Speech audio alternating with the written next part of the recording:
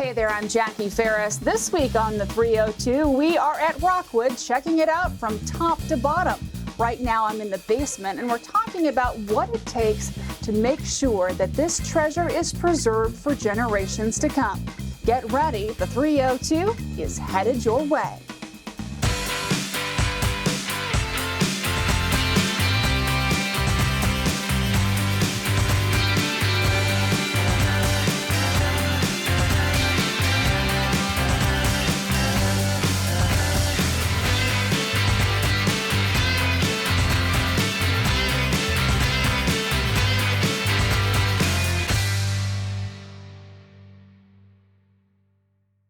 Preserving history isn't something that just happens. It takes a lot of time, a plan, and money. We're here at Rockwood to talk a little bit about what it's going to take to make sure that people can enjoy this beautiful museum for years to come. We're joined by Ryan Grover. Ryan, thank you so much for having us in. Thank you for coming back. So talk to us a little bit about the CAP project and what you guys are endeavoring in order to make sure that people 20, 30, 40 years from now will come and still enjoy the same quality of museum. Even longer than that. You know, I think about Rockwood and I think about the fact that it is now 170 years old. Wow. So this building was starting to be constructed in 1851. So this is an old environment, an almost unchanged environment. And really for us here at the museum, it's our number one job is to make sure that it's here for another 170 years. Mm-hmm. So this condition assessment program, or CAP assessment, is one of the big tools that we use in order to be able to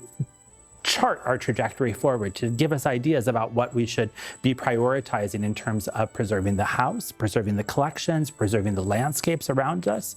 It really sort of keeps us on track. So this is a multi-tiered endeavor. You have experts come in to look at the building and everything, really. Yeah. So where do they start? I mean, there's so much out here. Well, first we had to start by writing a grant application to the Foundation for Advancement in Conservation, FAIC, and they use federal money to be able to help us hire outside professionals, both historic architecture preservationists as well as object conservators, to tell us what we need to do next with these things. And we need a lot of help here. Rockwood is a very fragile place. Now, speaking of fragile, we are in the conservatory, which is sort of like a greenhouse-ish kind of building. Yeah. It's all glass. So I have been told by architectural historians that this may actually be the oldest attached conservatory still in existence in America. So there were ones that were built before this, but ours is still here intact 170 years later. It's completely unheard of. This is literally just a thin wood and glass box attached to our mansion here at Rockwood, and it's been here consecutively for 170 years. But I will also let you know, it's been rebuilt by preservation specialists 3 times in that history. Oh, wow. Entirely, or certain pieces?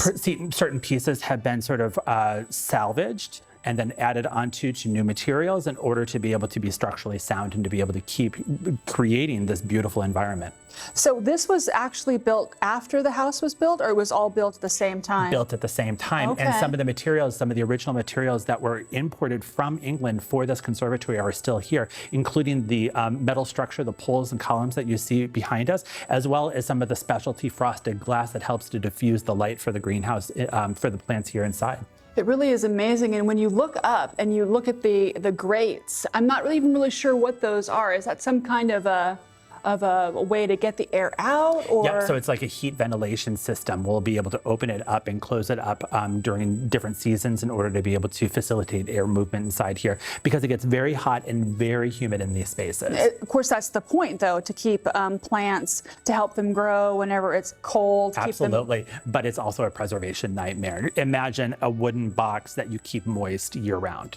I can, like, mold and having to, how many times, as you said 3 times it's been built or rebuilt that you know of. So is there a certain part of the conservatory that you look at and you say, well, you know, I think maybe our next to-do list will be this or that, or is that what you're waiting for the experts to tell you? This is what the experts with the CAP assessment will help us to sort of understand, is what sort of steps can we take now to not only preserve it long term, but what are some of the things that we might need to fix in the future. Now, what about the gardens? I know that there are all kinds of variety of plants, from medicinal to just ornamental. I mean, the trees that have been here for like more than a century. So are they evaluating those? I mean, not so much. So this group of individuals, there are other investigators that will help us in terms of sort of long-term plant growth, and we will definitely be enlisting them in terms of our long-term or our sort of strategic planning for the future. But this group will be looking specifically at the landscape architecture of our spaces. So the path health, like what sort of condition are our paths in? Some of these paths are 170 years old. They have layers and layers and layers of material, and sometimes they need to be sort of simplified, edited, and turned back into their original surfaces.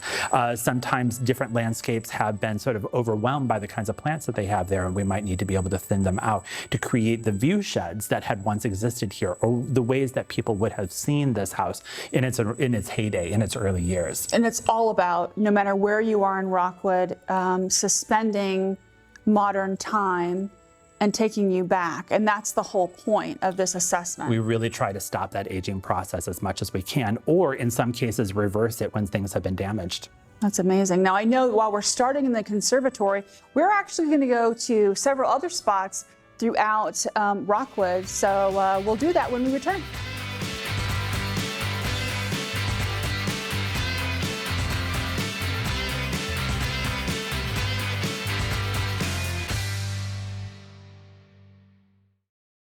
I'm Sarah Ganter with the Rehoboth Art League. Come explore art and history with the 302. Welcome back. We have moved inside to the morning room. I'm with Ryan Grover, and we're going to talk a little bit about preservation.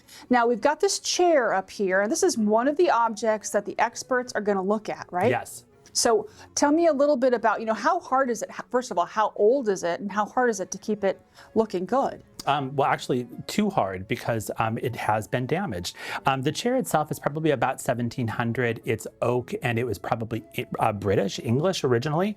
One of the family members here at Rockwood was living in Ireland for most of her adult life. After her husband passed away, when she left the castle that they lived in Northern Ireland, she came back here, and she brought a lot of very early Irish and English furniture with her. So this is a storied chair, a remarkable chair, a really, really great thing to have survived all this time, but it's been damaged. Kind of solution that came from our HVAC system here at Rockwood came and dissolved the surface of one portion of the chair, and you can see how badly discolored and dried out that surface is now.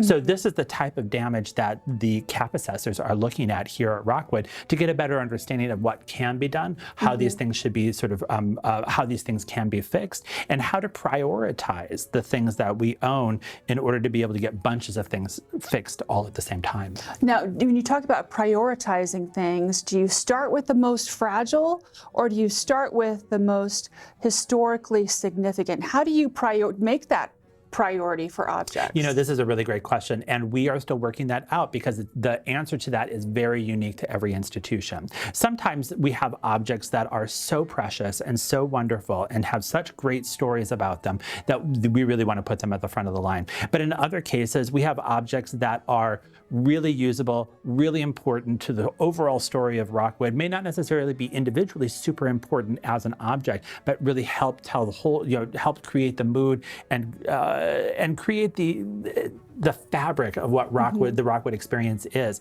And in some cases, we are able to sort of conserve 4 or 5 of those objects really, really simply because the amount of damage isn't very bad. So it's really just sort of what will do best for the stories that we need to tell at any given time. Now, I know when you go into the foyer, one of my favorite spots is the picture of Bessie, is it right? Yes. As the Queen of Lorraine. Now, yes. You actually have that costume, but it's so delicate you can't exhibit it. Would that be something that they would look at? Or is that just locked away forever. Potentially that is something that we might be able to conserve, although especially silk dress fabrics and things of that nature, they're delicate to begin with, and sometimes they do get to a point of damage where they're really almost impossible to bring back. So there are materials, especially within our costume collection, there are probably objects that we will never really be able to display in any substantive way again. But in that situation, we are able to then make sure that the painting is always in great condition, something that's much more stable, something that can be fixed over the time, that can be sort of conserved and shared with really large audiences. When you walk around, you talk about paintings, a lot of them have gold, really ornate carved frames. Absolutely. There's so much detail everywhere. I mean, there's a painting behind you that, how do you keep these things, especially paintings, how do you keep them from, being damaged over time? Well, most of the time I just try to ignore them. So yeah, me too. the fewer times that I actually have to take possession of an object, the fewer times I have to move an object or ship an object or change the position of an object, the fewer times, the more likely it is to stay exactly in the condition that it's in today. And we tried to make sure that the environment around it, so like the light levels, the humidity, the heat levels that are around that thing, are at a level that are really, really able to stabilize over long periods of time, so that you don't see these big fluctuations that might damage the object even without touching the thing. But if it were to get damaged, we would bring a professional conservator in to be able to help fix that problem. So it really is a balancing act when you think about all the different materials that you have here at the mansion, and the changing seasons, and just cleaning these things, everyday cleaning. So, do you find that you say, okay, we have to move this thing out of this room because, it's getting a little too dry or whatever? Are you moving things around to accommodate this? We do. There are a number of objects here in the collection that are so sensitive that they can only be displayed for short periods of time. So especially textiles, clothing, that kind of nature. And then also artworks on paper, documents, anything on paper is very sensitive to light and to humidity fluctuations in temperature. And so those are things that typically only get displayed for maybe 6 to 12 weeks out of a year, and then they get rested in dark spaces. So as part of the conservation analysis, do you catalog exactly, we talked about the gown, the costume of the Queen of Lorraine. Do you catalog, how big it is, or its condition, or its wear, or the other items as well? Is that part of the process? And for Rockwood's 50-year history, there have been different teams of individuals here who have been trying to catalog different portions of the collection, put it into records, put it into databases, and collect information over a long period of time for these things. Part of that information has to do with the condition of the thing. Part of that has to do with whatever conservation treatments it's received in that time frame, and then whatever kind of research we can do on the objects as well. That's definitely keeping the records with that object is one of the key things that we do here in museums. A lot of paperwork. It's not just turning the lights on and letting people come in. I wish. I know. Don't we all? It really is a lot of work. And we're trained to make it look seamless. So you, as a viewer, should come in and never really be preoccupied with the data or the information or the condition of an object, unless we want to tell that story about conditions. But really, all of these things are done behind the scenes. It's actually the thing that we're best at here at Rockwood, is making sure that these things live for a long period of time. What you see out front is just the product of that. Absolutely. Now there's one space that has really kind of got a very complicated existence, and that's downstairs in the basement. It's super spooky. We're going to go down there next. Stay with us.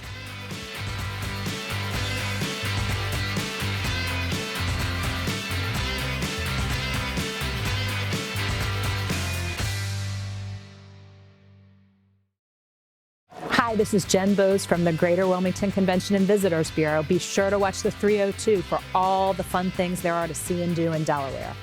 Welcome back. We are in what I consider to be the creepiest part of Rockwood, but we're here for a reason, to talk about conservation from the roof to the basement. This place is super creepy. It's true. It's true. It is super creepy. But part of that creepiness has to do with its current condition. Okay. Yeah. So this is part of what the CAP assessment is helping us to sort of record, is the condition that this is in right now.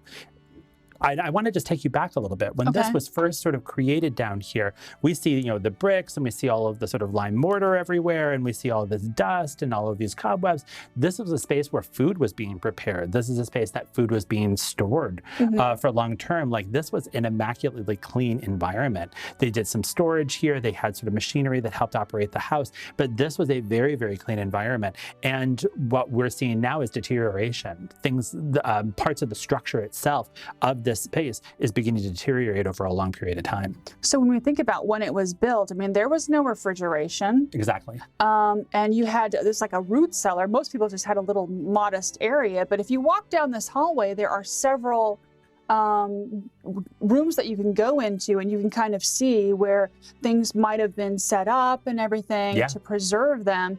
And now you have the vitals, like your air conditioners down here. So talk to me a little bit about the need to make sure that this doesn't look like something out of a horror movie. Well, so we don't really mind the horror movie look necessarily. And that's largely because this is not a space that's typically programmed. Yeah. What we're really concerned about is the structural integrity. And what happens over a long period of time, because the road out in front of the museum has risen over time, which has caused water to come towards the house. Global warming has happened, and we're having more and more rainfall, which means that more water is surrounding the house during major rainstorms. A lot of that rain comes through the walls, comes through the ground, and comes in as damp. Sometimes we have even trickles of water that come through the windows. Wow. And so, and then that causes even more rising damp, which is a natural occurrence within basements.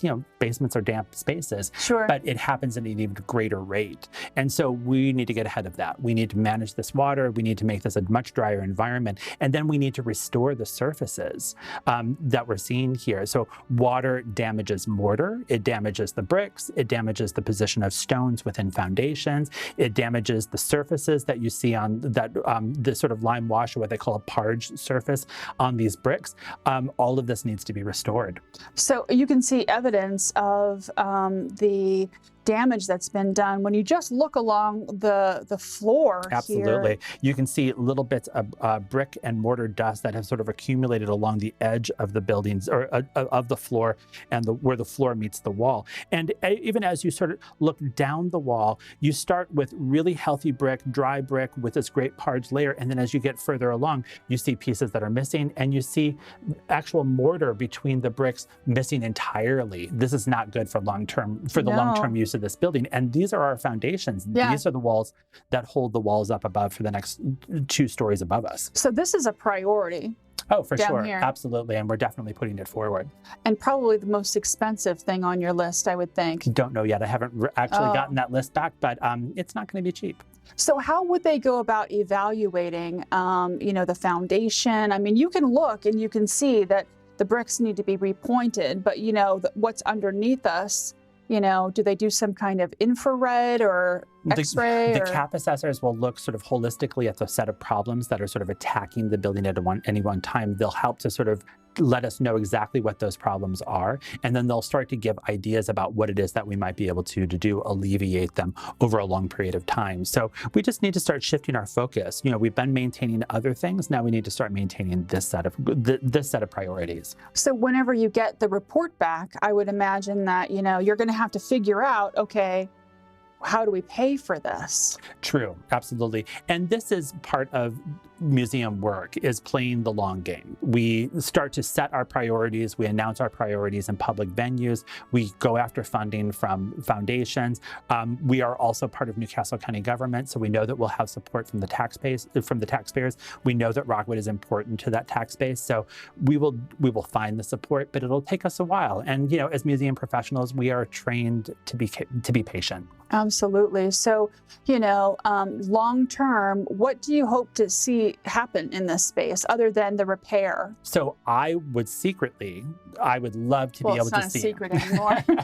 Okay, very publicly, I would love to see this space used for programming. We have some pretty large scale spaces down here that would be great for kids programs. It'd be great for displays about the sort of mechanics of the house. Like, how was this house heated back in 1851? How did the plumbing work in 1851? Where did people store food? How are they preparing food in this area? I would love to see a lot of those kinds of activities happening here again. So it really is kind of an expansion on your mission to take people back to the time when the Shipleys and the Bringhursts lived here and give them a snapshot of, you know, they had to put their milk way in the back where it's super cold and it could only be there for a couple of days, that kind of thing. And we can have, you know, a lot of our art collections up on the second and third floor, or the first and second floors of the museum, but we can have a lot of our engineering down here. And I think that that would make a really great story. Absolutely, absolutely. So if somebody sees this and they say, hey, you know what? I don't have a lot of money, but I could send Rockwood a couple bucks, you know, because I want them to be around forever. What do they do? There's a donate to Rockwood button on our rockwood.org website. Excellent. Well, Ryan, thank you so much for taking us down into the bowels of Rockwood. It's always a good time when we come here. We always learn so much, and you are just one of our favorites on the theater. Thank you very much. Well, thank you. We'll be right back.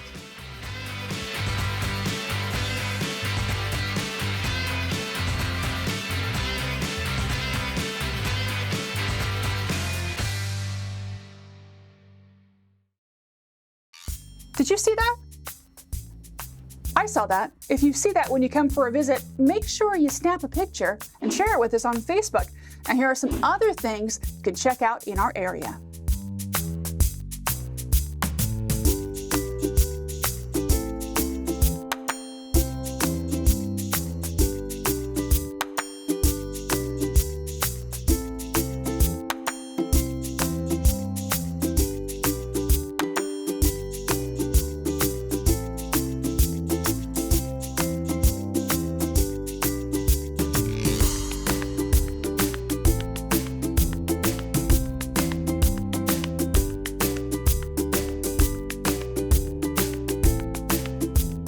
For more information on any of the programs here at Rockwood or to donate, you can go to rockwood.org.